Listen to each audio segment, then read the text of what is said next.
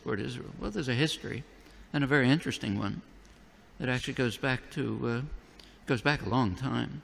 One thing to remember is that Christian Zionism is a very powerful force. Powerful force among British elites.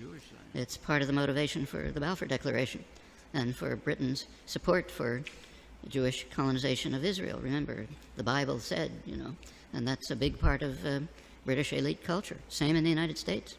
Woodrow Wilson was a devout Christian who read the Bible every day. So did Harry Truman. In the Roosevelt administration, one of the leading officials, Harold Ickes, once described the return of the Jews to Palestine as the greatest event in history. It's realizing the lesson of the Bible. These are deeply religious countries in which the biblical commands, so-called, are taken quite literally. Also, this is just part of colonization. This is the last phase of European colonization. And notice that the countries that are most strongly in support of Israel are not just the United States.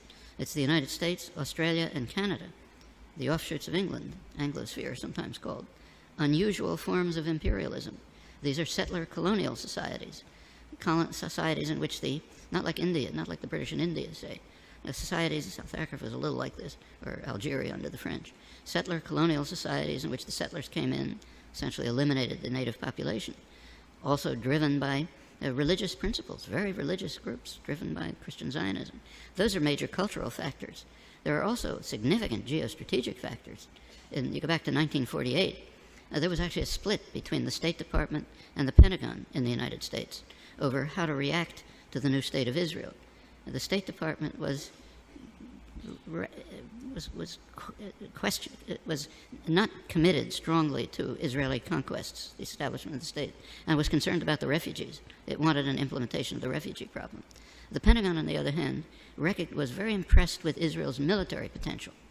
The Israeli military successes, if you look back at the internal record and declassified, the Joint Chiefs of Staff described Israel as the second largest military force in the region after Turkey, and a potential base for U.S. power in the region.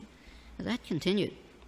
Can't run through the whole record, but in 1958, when there was a serious crisis in the region, Israel was the only state that strongly cooperated with Britain and the United States, and it won plenty of support from the governments and the military for that reason. 1967 is when the current relations with Israel were pretty much established. Israel performed a major service to the United States by destroying a secular Arab nationalism, a major enemy of the United States, and supporting radical Islam, which the U.S. supported. And it continues right until the present. Right now, we saw an example of that just during the latest Gaza attack. You recall that at one point, Israel began to run out of munitions during the assault, despite the fact that it's armed to the teeth. The United States provided Israel with additional munitions through the Pentagon. And notice where they were taken from. These were U.S. munitions pre-positioned in Israel for eventual use by U.S. forces. One of many signs of how Israel is regarded as essentially a military offshoot of the United States. Very close intelligence relations that go way back. Many other connections. And the media tend to to support the policy of the government with very few, kind of little questioning around the edges, but basically accept the policy. So, for example, take another issue. Take the U.S. invasion of Iraq. You cannot find the phrase U.S. invasion of Iraq in the U.S. media, though it was obviously an invasion, a blatant act of aggression, a textbook case of, that's Nuremberg trials called the supreme international crime, cannot be mentioned. President Obama is praised as an opponent of the invasion. And what did he say? He said it's a mistake. It's a strategic blunder. We're not going to get away with it. Now, that's the kind of opposition that you heard from the German general staff during Hitler's invasion of Russia. It's a blunder. Shouldn't do it. Should knock off England first. Now, that's regarded as opposition. Same in Vietnam. There's now a commemoration underway, big commemoration of U.S. sacrifices in Vietnam.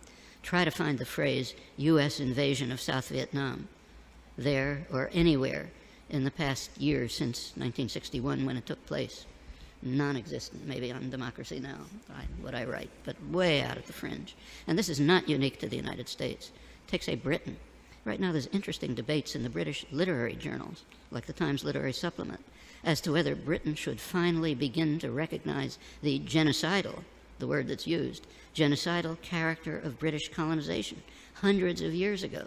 Should Britain begin to face it? You can ask that question in many places.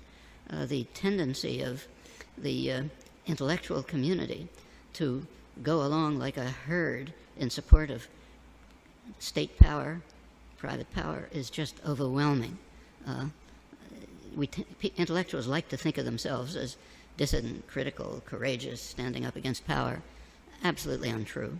You look at the historical record, that's a small fringe, and they're usually punished. The mainstream tends to be what was once called a herd of independent minds, marching in support of state power. Nothing new here. Unfortunate, you have to fight against it, not new.